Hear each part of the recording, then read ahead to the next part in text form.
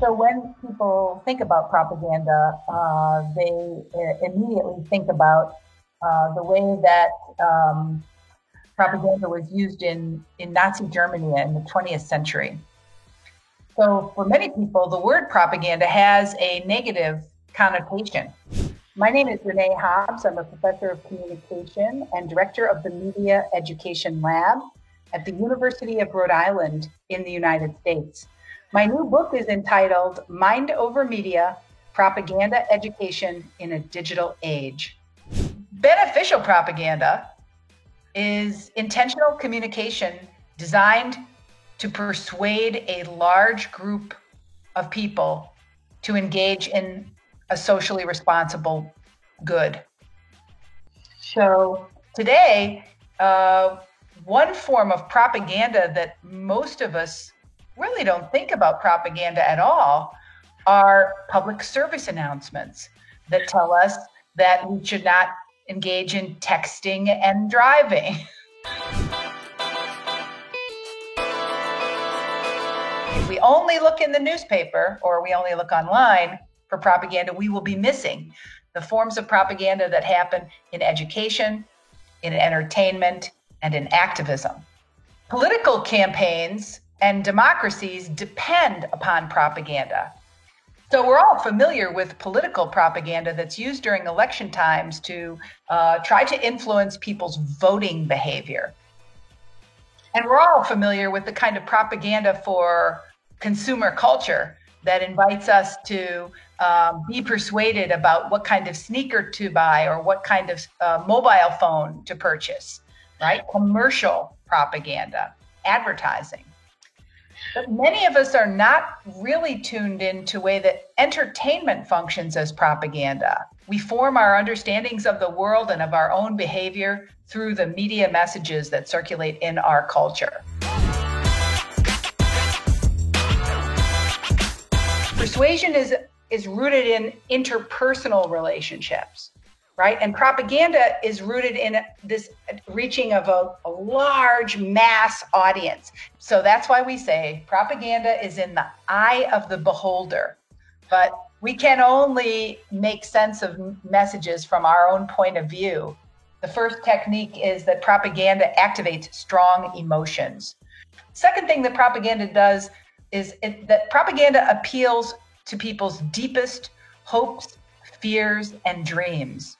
The third technique that propaganda uses is to simplify information.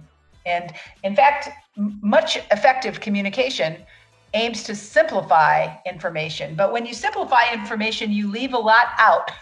The final technique for recognizing propaganda is propaganda that attacks opponents. It's a very effective communication strategy to create us versus them.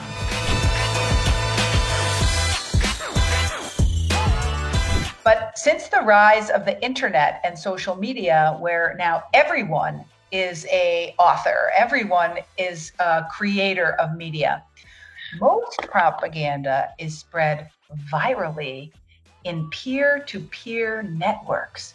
Because every time you share a message, you are contributing to the viral spread of propaganda.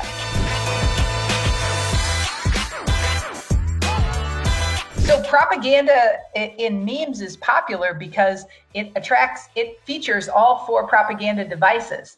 It activates strong emotion, generally to make us laugh, right? It simplifies information in an extreme way with just a short phrase and an image. It appeals to human values and hopes and dreams because it often provides a framing that is relatable, right? It connects to our lived experience. And then sometimes memes also create good guys and bad guys, heroes and villains. And by attacking opponents, memes can be very effective. Memes can be easily created by anyone. And memes exist in a conversational space on the internet where we modify and remix messages to express nuance. So that's one of the reasons why memes are so powerful, is that they are deeply situational and contextual, because they're created by ordinary people at a particular moment in time in response to a particular milieu.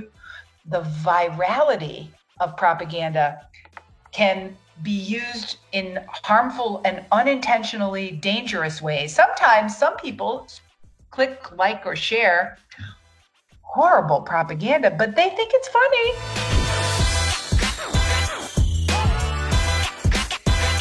We can identify two major ways that propaganda can be harmful. The first big problem with propaganda is the problem of lying. And when propagandists choose to use half-truths or lies, they pollute the information ecosystem. Second big giant problem with propaganda is propaganda can create intolerance. Intolerance that leads to bullying, intolerance that leads to hate.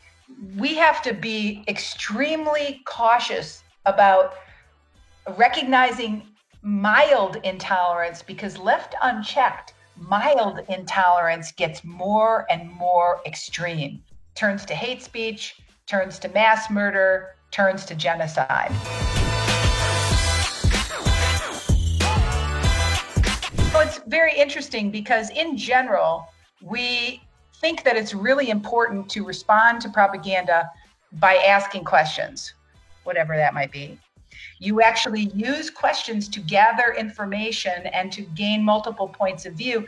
And then you can make a deliberative interpretation that reflects your best judgment, not just a knee-jerk response. In democratic societies, more propaganda is better. Basically, the risks and harms to propaganda come when there's not very much of it and it's controlled by a small number of voices. Then propaganda can be truly dangerous. So we encourage students to practice making propaganda for issues that matter to them. So creating propaganda is a great way to learn to think critically about it and to learn how to be a responsible communicator, using propaganda in responsible ways, right? Don't contribute to the viral spread of propaganda that goes against your values or communicates a message that you find troubling. And so we actually say that the best way to address harmful propaganda is to simply ignore it. Don't amplify it, right? Ignore it. My point was simply to be aware of how you might inadvertently amplify propaganda by you giving it more attention.